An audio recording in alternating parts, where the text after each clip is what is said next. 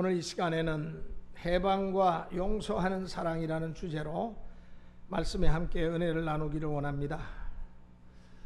여러 해 전에 2000년대 초반에 들어와서 성령화 복음 대회를 우리 한국에서 개최했는데 교역자 회개 성회가 이어졌습니다.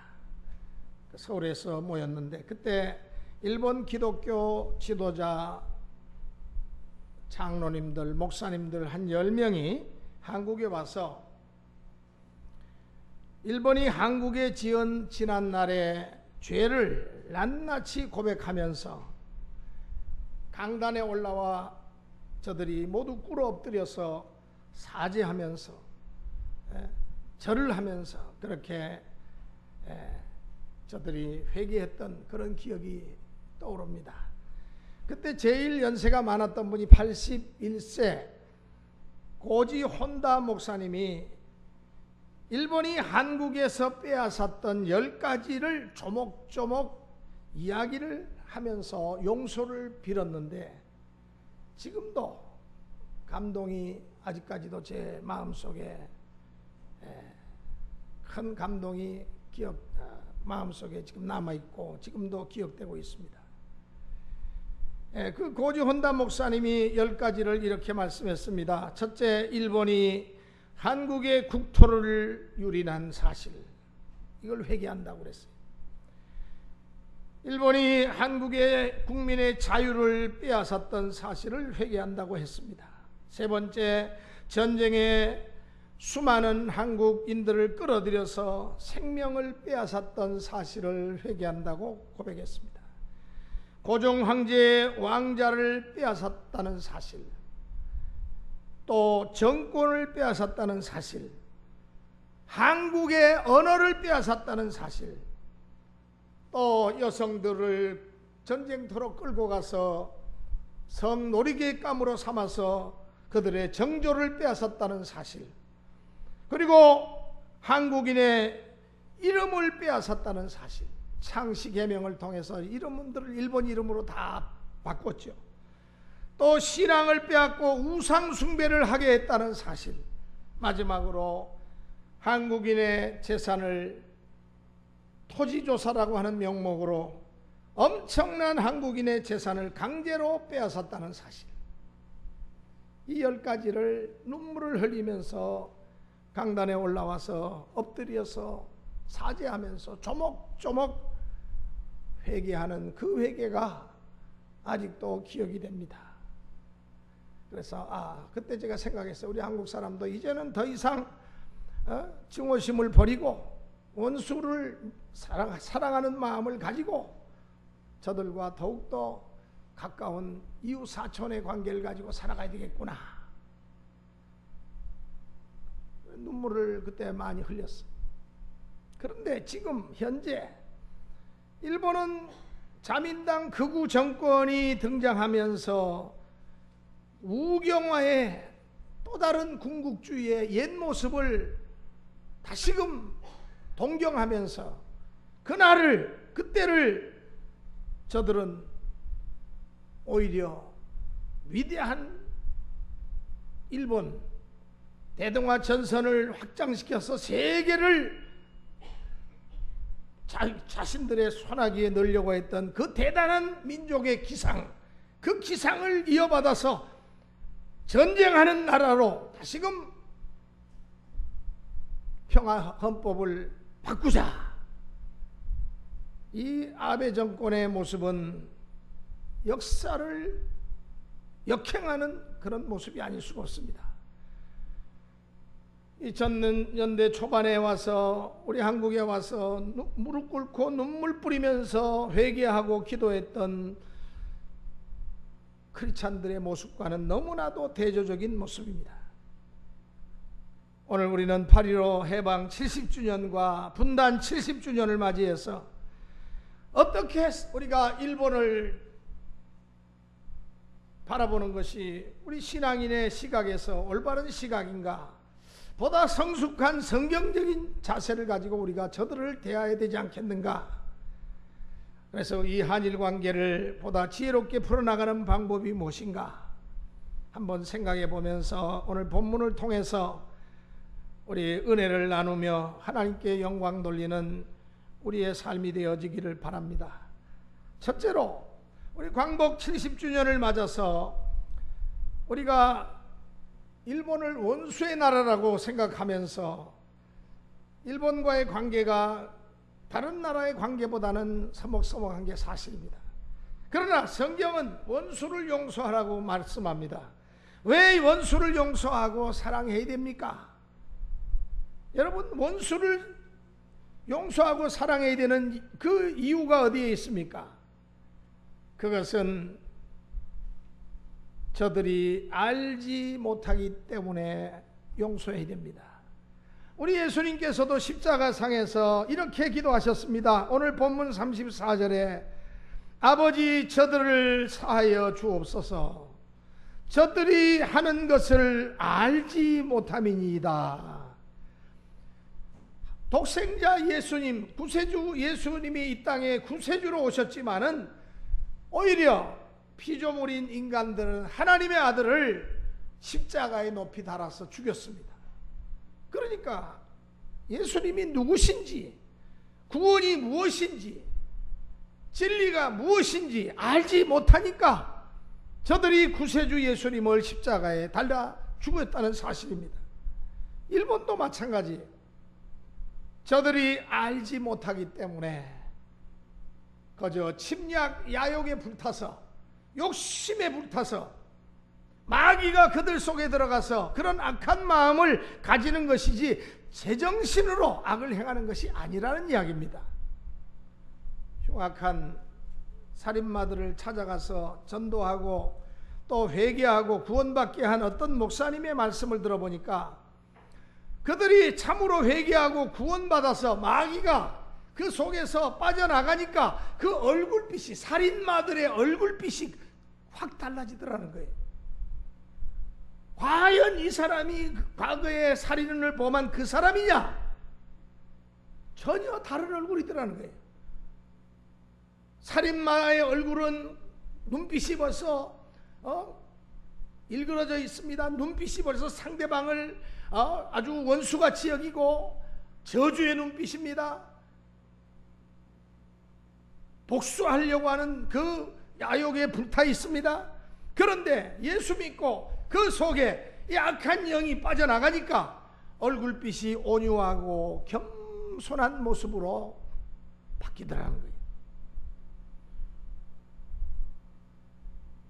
죄악을 심은 대로 거둔다는 것을 저들은 또한 모르기 때문에 그와 같은 악을 행하고도 또다시 아베 정권은 옛날로 돌아가고자 하는 전쟁을 일으켰던 그 자신의 그 정조부 때의 그 전쟁, 세계를 향해서 전쟁하던 그 일본의 그 대단한 기상을 다시 회복하자는 거예요. 이 사람은 정신을 못 차린 사람이에요. 일본의 쓰나미가 왜 닥쳐왔습니까? 왜 원전이 폭발이 됐습니까? 왜 지진이 이어집니까?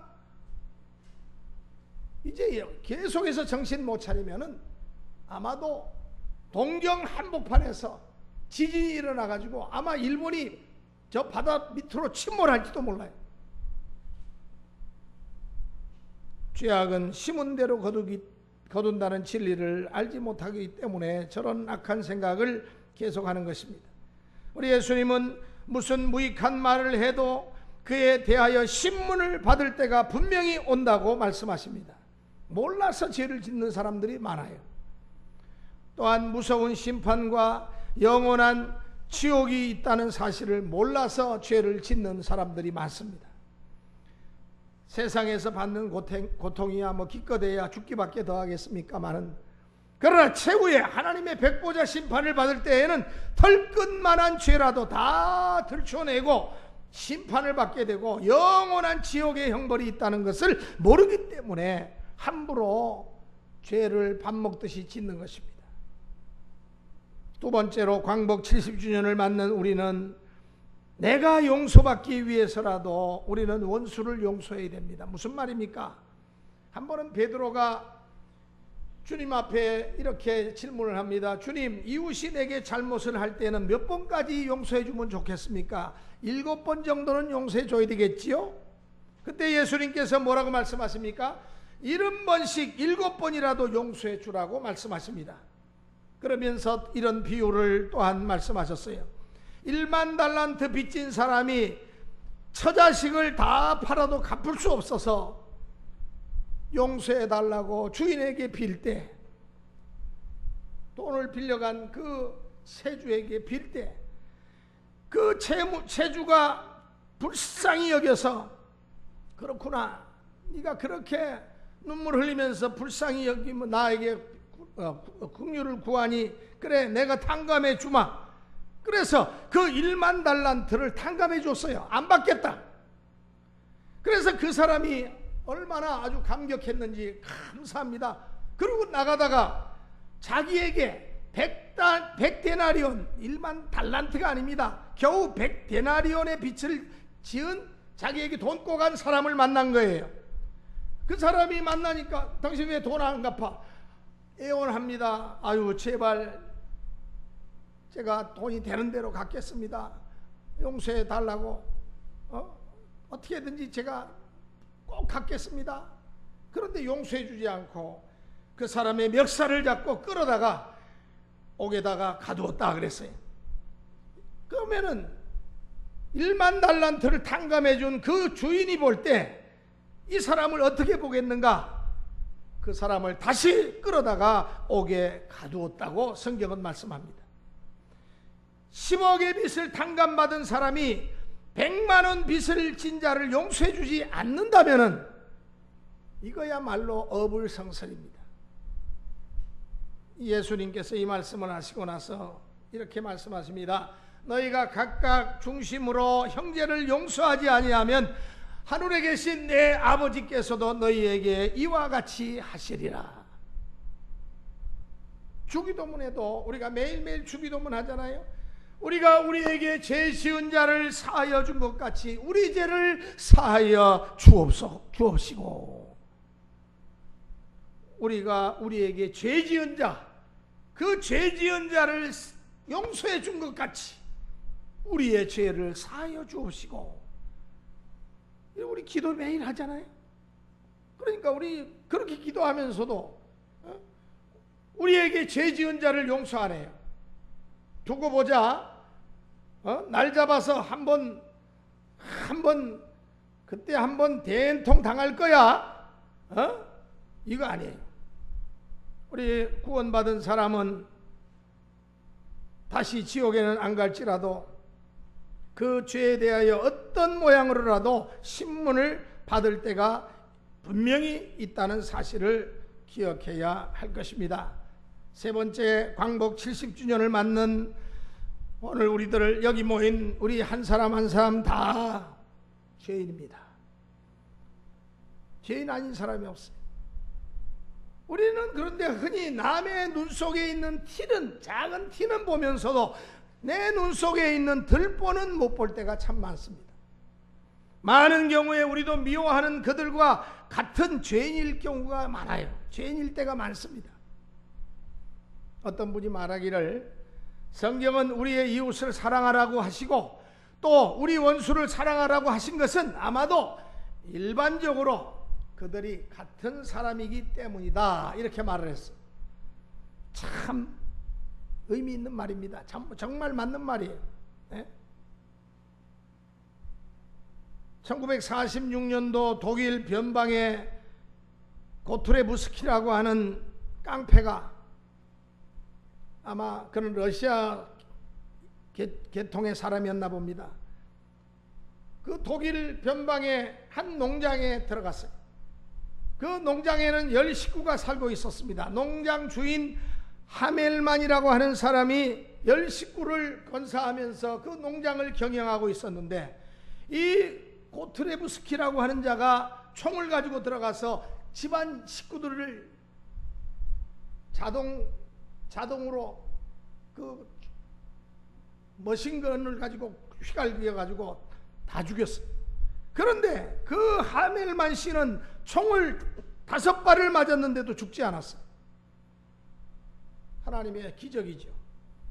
그 살인범이 체포돼 가지고 20년형을 살고 석방하려고 했지만은 받아주는 사람이 없었어요.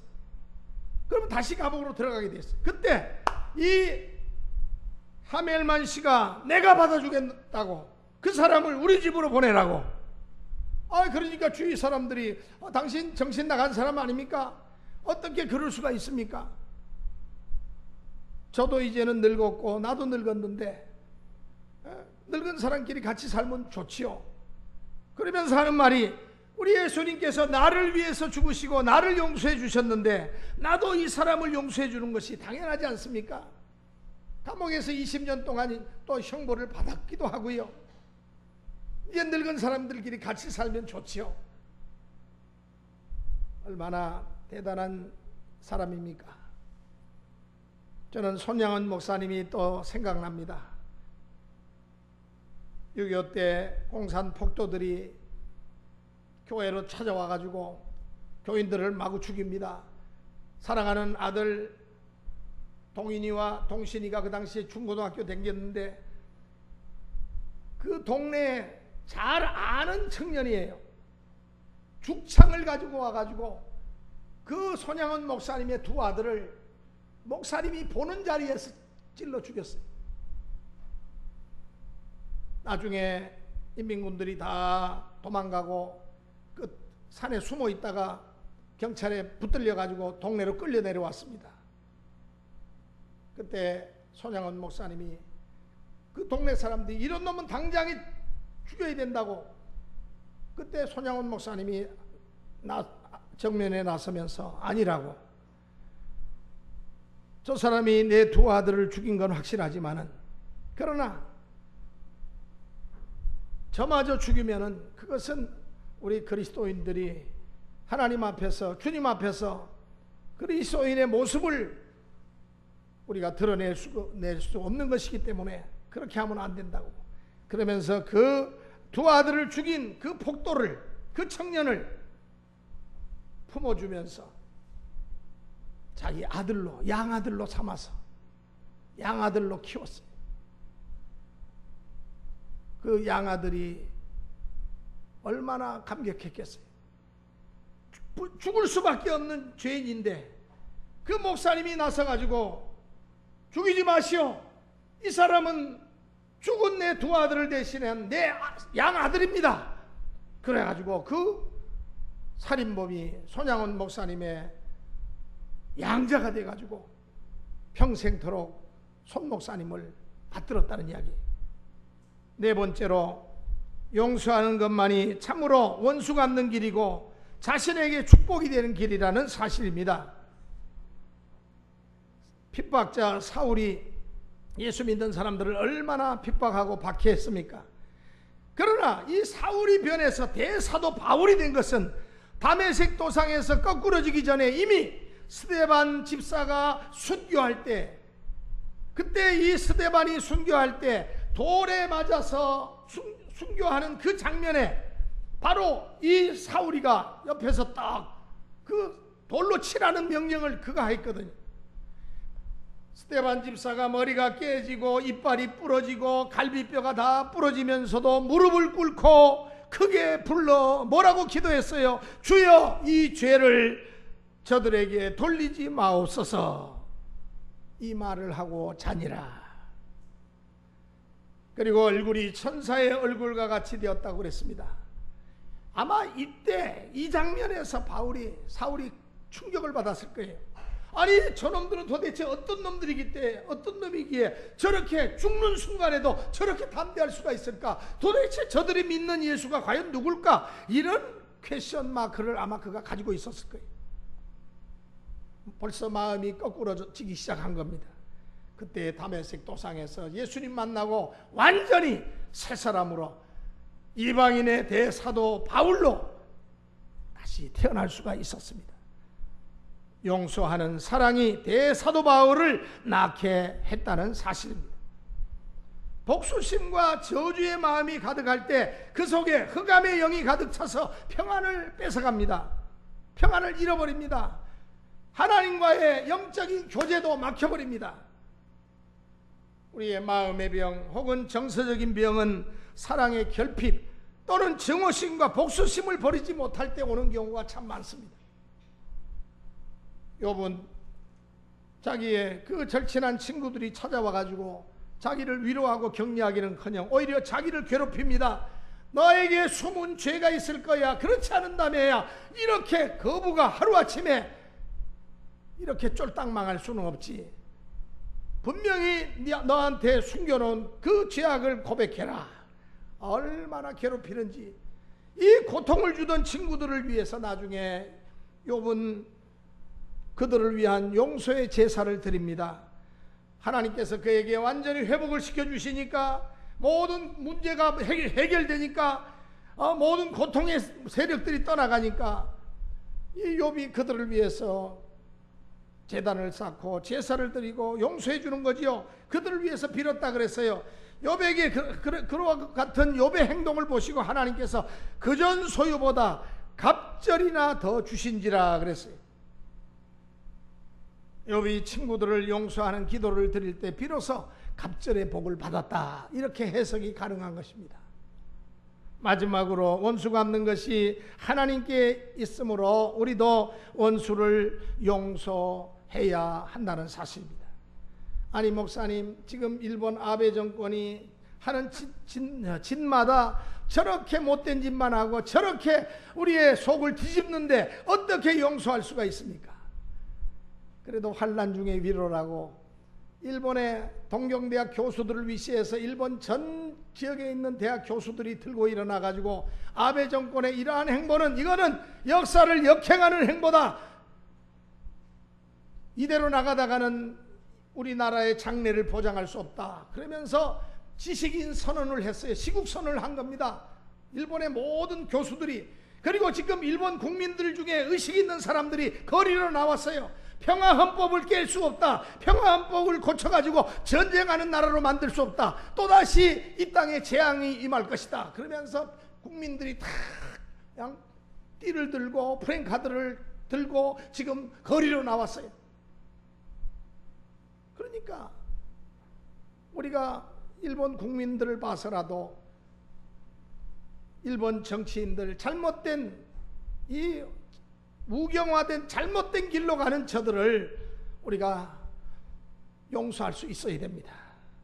나는 잘못이 없는데 상대방이 계속 괴롭히고 복수하려고 할 때 여러분 같이 미워하고 복수하려고 들면은 내 영혼에도 손해가 오고 내 마음과 내 육신에도 손해가 옵니다.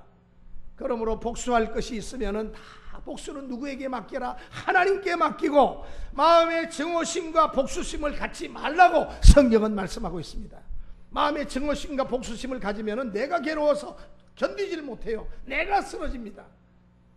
로마서 12장 17절로 21절 말씀에 아무에게도 악으로 악을 갚지 말고 모든 사람 앞에서 선한 일을 도모하라. 할 수 있거든 너희로서는 모든 사람으로 더불어 평화하라. 내 사랑하는 자들아, 너희가 친히 원수를 갚지 말고 진노하심에 맡기라. 기록되었으되 원수 갚는 것이 내게 있으니 내가 갚으리라. 주께서 말씀하시느니라. 내 원수가 줄이거든 먹이고 목마르거든 마시우라. 그리함으로 내가 숯불을 그 머리에 쌓아 놓으리라. 악에게 지지 말고 선으로 악을 이기라. 언제나 우리 중심을 살펴보시는 하나님 앞에 바르다고 생각되면은 비록 어떤 상황이 억울하고 분통이 터져도 참고 용서해 줘 버리세요. 심판하시는 하나님께 맡겨버리세요. 그러면 하나님이 다 알아서 처리해 주십니다. 자유당 시대 때 미국 필라델피아 펜실바니아 대학에 아주 명문 대학이죠. 유학을 가 있는 어떤 학생이 있었어요. 그런데 밤에 공부하다가 도서관에서 공부하다가 그 동네 그 펜실베니아 대학 그 뒤쪽이 어퍼답이라고 하는 동네인데 그 동네 흑인 동네인데 거기에 이제 세븐일레븐 같은 데 가가지고 밥이 너무 늦었으니까 학교 카페테리아는 다 닫았으니까 그 세븐일레븐에 가서 뭐 좀 음료수하고 먹을 거 좀 사려고 갔는데 그 동네가 완전 할렘 같은 동네, 우범단지예요. 자동차 주차해 놓으면 바퀴 빼가고 뭐 다 빼가는 동네예요. 그런데 이 청년이 뭐 새벽 시간이니까 뭐 괜찮겠지 하고 간 거예요. 그런데 깡패들이 끌고 갔어요. 너 갖고 있는 돈 다 내놔, 시계 내놔. 그런데 본능적으로 거부를 한 거예요. 나 이 학교 학생인데 왜 그러냐고 그러니까 이 녀석들이 갖고 있는 칼을 꺼내가지고 찔른 거예요. 대항한다고 느낀 거죠. 그 학생이 정말로 우리나라를 위해서 큰 일을 할 수 있는 학생이 그 자리에서 심장을 찔려서 그 자리에서 죽었어요. 그런데 그 부모가 그 소식을 듣고는 미국으로 달려왔어요.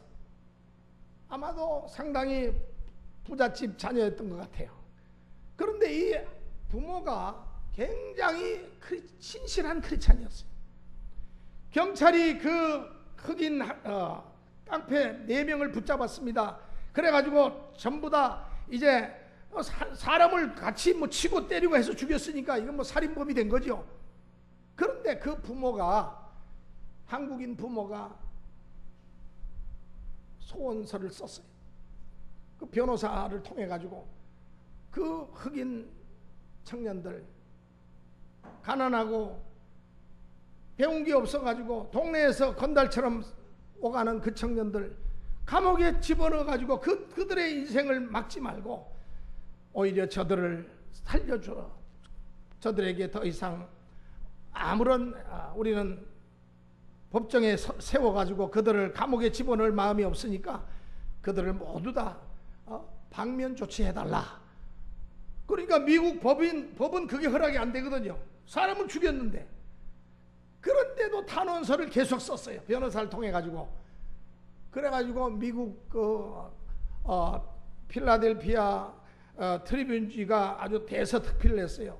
이런 한국에 이런 사람이 있다. 자기 아들이 그 흑인 깡패들에게 칼에 찔려 죽었는데도 불구하고 변호사를 사가지고 계속적으로 그 흑인 청년들을 방면해 달라고 계속해서 욕을 하니까 세상에 이런 사람이 어디 있느냐. 그래가지고 그 당시에 그 사건이 크게 많은 사람의 입에 회자됐던 그런 적이 있다고 합니다.